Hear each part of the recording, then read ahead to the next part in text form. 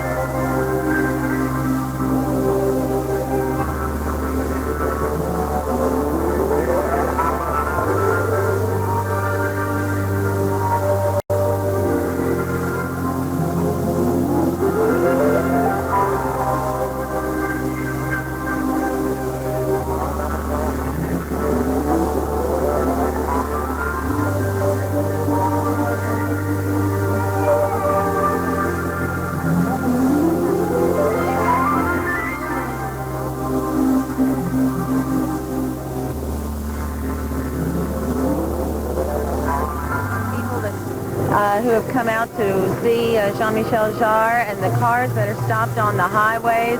I think we can call it quite a success. Well, I think this is a once-in-a-lifetime occurrence. It's the first time Jean Michel has performed here. It's the first time and probably the only time we'll be able to appreciate our city and the skyline in such a manner, with all the different colored lights, the laser lights, the fireworks that are going off. I think we all, as Houstonians, appreciate our skyline and always look at it in awe, but tonight was a whole different way of looking at our city, and I think it really will make Houstonians proud of their city. Well, this was a celebration for the sesquicentennial of Texas and of the city of Houston, but one special tribute was made here tonight to Ron McNair. He was one of the astronauts who died aboard the Challenger when it exploded. If Ron McNair had been alive, if he had survived that fatal tragedy, he would have been here tonight playing the saxophone. It was just one of the many tributes paid to this area. Virginia? It was moving and spectacular. Philip, it got a little late start, but other than that, it looked like it came off without a hitch. It really did, and technologically, this was an incredible show. You know, to have this much electronic gear involved and for it to go so smoothly was really a minor miracle. The lasers, the floodlights were more complex, more sophisticated than anything that has ever come through this area. The promoters said early on, this isn't going to be just another rock show, and they lived up to that promise. It cost several $1 million. We don't know how much it cost because they haven't revealed that yet. But I think most of the people here tonight would say it was worth it. Virginia? Well, I would agree, and I only saw a fraction of it. Thank you, Philip. Bye-bye. Of course, the laser show was the highlight of the festival, but the entire Houston Festival is a 10-day affair with many music and dance events scheduled during daylight hours. Sam Saucedo reports on the happenings which went on before tonight's big show. The festival annually turns the landscapes and downtown spaces on the north side of the central business district into a sort of theater, a theater for a variety of performers. I've got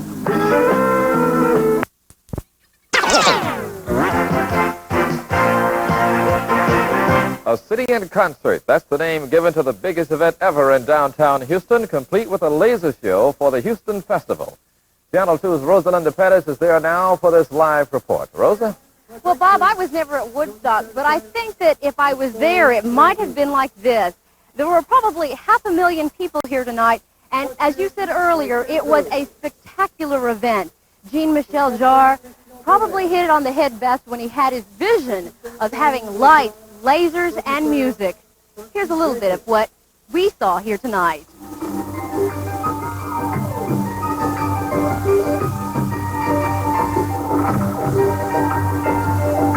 What you think of the show? Great. It's hot.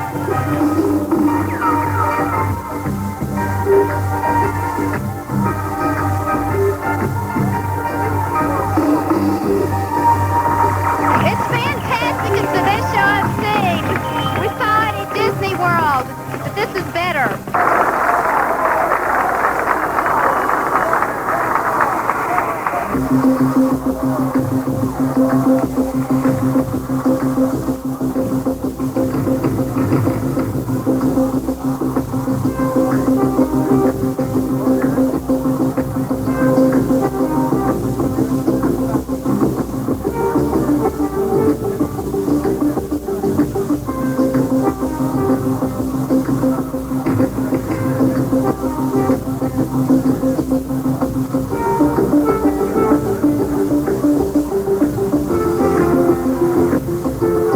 What time did you have to come here? We left about 5 o'clock. Took us an hour to get here. And so what are you going to tell your kids when you go home now? Oh, hope they do it again so they have a chance to see it. I'm sorry that we didn't bring our children with us. I'm really sorry. It's just fantastic. What do you think? Now what do you think? Well, at first it was sort of boring, now it's pretty radical. I think he's right. It was radical. They used the entire skyline back here as a backdrop for the entire show. It was just beautiful. Bob, you just had to be here. Thank you, Rosalind. Well, the extravaganza brought traffic to a standstill in the downtown area, a virtual standstill. Cars were bumper to bumper on every major freeway leading into the downtown area long before the event started. Freeways were impassable, and the same is expected when it's all over in a matter of moments.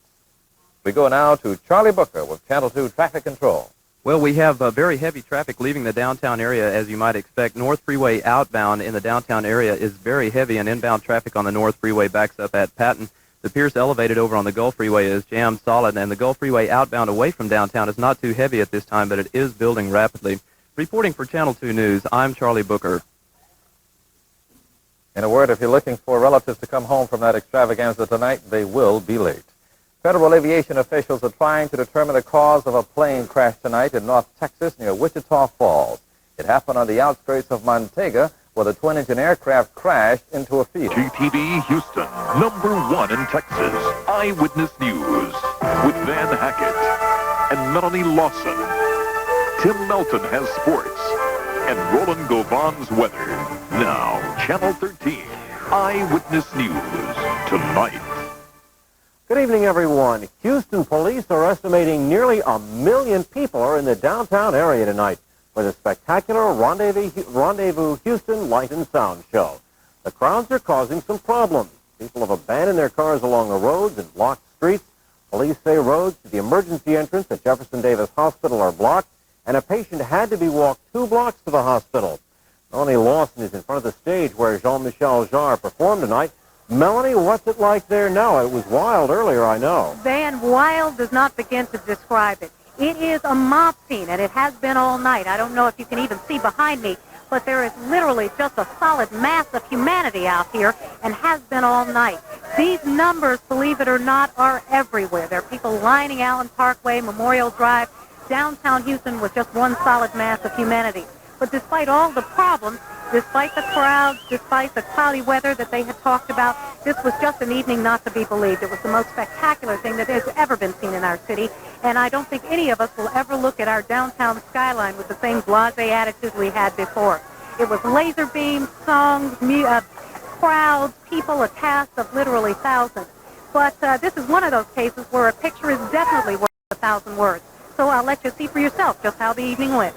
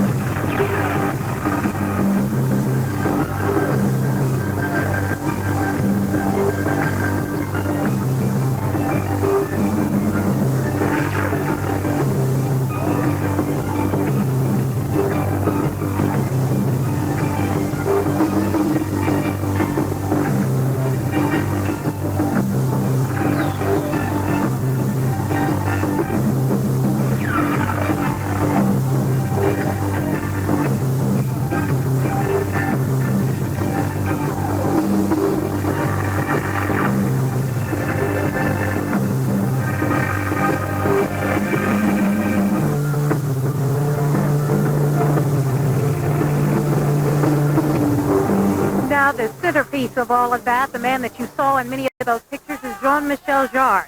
That is the French musician who really put this entire idea together, who came up with the music, the lights, the sound, all the excitement, and treated Houstonians to a view of their city they have literally never seen before. This entire bonanza is estimated at this point to have cost over $3 million and partially funded by Houston Festival.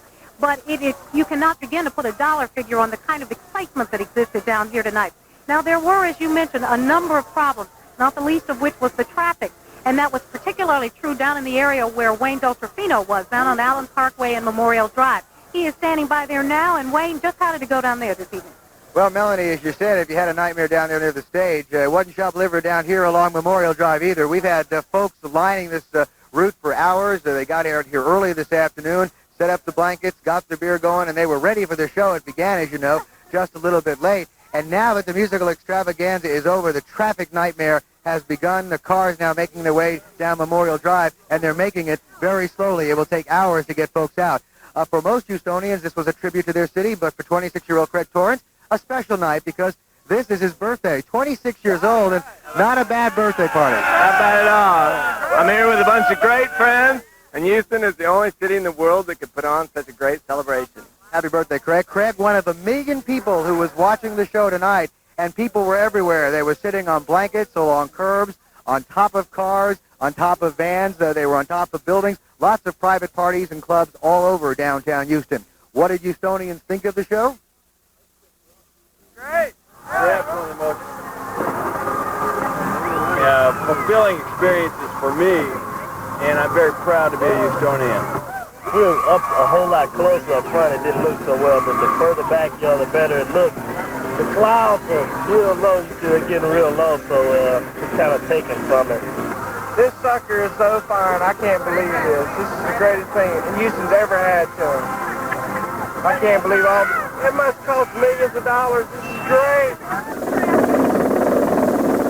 But now the problems are traffic, and the traffic nightmare, as I said, is enormous. Seems thousands of people never made it to the show, and many of those simply just abandoned their cars along the freeway. Katy Freeway is virtually shut down tonight. The North Freeway is the same. Memorial Drive, as I said, is moving very slowly. Allen Parkway is moving very slowly. Lots of folks are staying put here. The show may be over, but their party will continue for a couple of more hours. But as I said, while we have not had the kind of arrests or problems that we might have anticipated in terms of fire and ambulance, the police and the fire department are asking people who abandon their cars, please get them off the streets because they're having difficult time getting those patients who need to get to the hospitals tonight to those places. Melanie? Okay, Wayne, it has been an evening of all kinds of excitement, good and bad. And Van Woo will be telling you a little bit more about this later on in the news class, as well as how the weather affected all of this. Okay, we understand at one point, Melanie, that the Katy Freeway 5 to 4 lanes backed up to Derry Ashford. What a mess. Wow. Incredible. Thank you. Hotel for a final look at the Houston Fest Sound and Light Show. Melanie, a lot of brave folks out there as well.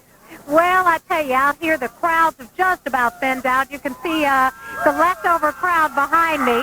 But for the most part, the crowds have moved on. The problem now, as we mentioned earlier, is traffic.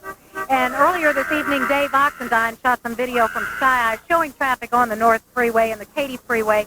It is horrendous at this point. Both the Katy Freeway and the North Freeway, very little movement. There was a big accident earlier this evening on the North Freeway. Police suspect it was rubberneckers trying to get a look at the show from the freeway. Right now, police and emergency personnel, police, fire, and ambulances are asking people to get in their cars. A lot of people have left their cars just parked on the freeway, and to get in their cars and get moving as quickly and as safely as possible. We want to remember Rendez-Vous Houston as the best possible event, and therefore they're just asking people to get home, get moving as quickly as possible, but still remain safe. It's been quite an evening, Van. We don't want to end it on a bad note. No, and they don't want them to stay there till work Monday morning. No, they don't. They certainly don't. We had to clean up after the huge crowds, as Wayne Deltrofino described. Sound, laser, and light show Rendezvous Houston turned Houston's skyline into a stage. The city's skyscrapers, the actors.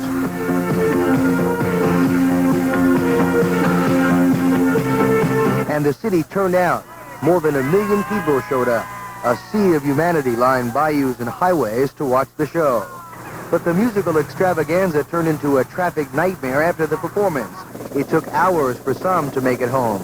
Houstonians had abandoned their cars all over the freeways as the fireworks and lasers engulfed downtown Houston. After the show was over, it took us approximately like 2.5 hours to clear downtown, you know, to get where you could drive down the streets and open up all the barricades. Amazingly enough, we didn't have any problems. There wasn't any major stores that was vandalized. We didn't have too many traffic accidents, and everything went pretty much accordingly to plan. This morning, it was obvious there had been a party here, and a big one. Beer bottles and food was everywhere. Some likened the banks of Buffalo Bayou to the streets of New York City after a ticker tape parade. Across from the Meridian Hotel, workers were dismantling the stage, the replica of downtown, and equipment was being loaded up for the trip back home to France. The job of taking Rendez-Vous Houston apart could be finished by Monday morning. It may take a couple of days for the banks of Buffalo Bayou to look the same again. After all, there was a sea of humanity here last night.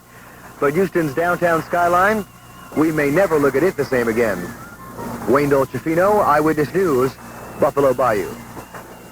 The genius behind last night's space-age musical masterpiece is a French musician and composer, Jean Michel Jarre. He was not well known in this country before last night's show, although he sold millions of records worldwide and attracted millions of fans at other giant concerts in Paris and China. Tonight, Leslie Brinkley talked with Jarre about his latest multimedia marvel. It was some enchanted evening. The downtown skyline was really like a gigantic pinball machine yesterday. Suddenly we were 1 million kids all together, playing with lights and sounds, and it was magnificent. I mean, I enjoyed it a lot. And so did the million who witnessed this skyline spectacle. They will remember the show. The show's creator will remember them. What memory specifically will you take with you? I mean, we remember the Houstonians, first of all, and I've been really moved by the response of the audience. Obviously, the audience have had very good reactions when they saw Texas or Houston on the buildings. We heard a story that the fire chief attempted to cancel the fireworks, but no one understood English, and it went on. I mean, I don't know if no one understood English or if no one pretends to understand English. But the universal language of cowboys and astronauts engage this city, whose skyline Jean Michel Jarre still finds inspirational. He will next work his magic on the Statue of Liberty for July 4th ceremonies there. But what's on Jarre's agenda in the meantime? After what you've done with this, it's all over now. To sleep. Leslie Brinkley, Eyewitness News. Oh, he was something else. Now I see why you wanted to arm wrestle her to see who did that interview tonight. Let's talk about that later on. But I have a feeling his is now going to be a household name around Houston. The River Oaks Tennis Tournament turned out a new champion today. And the Rockets broke a dry spell with a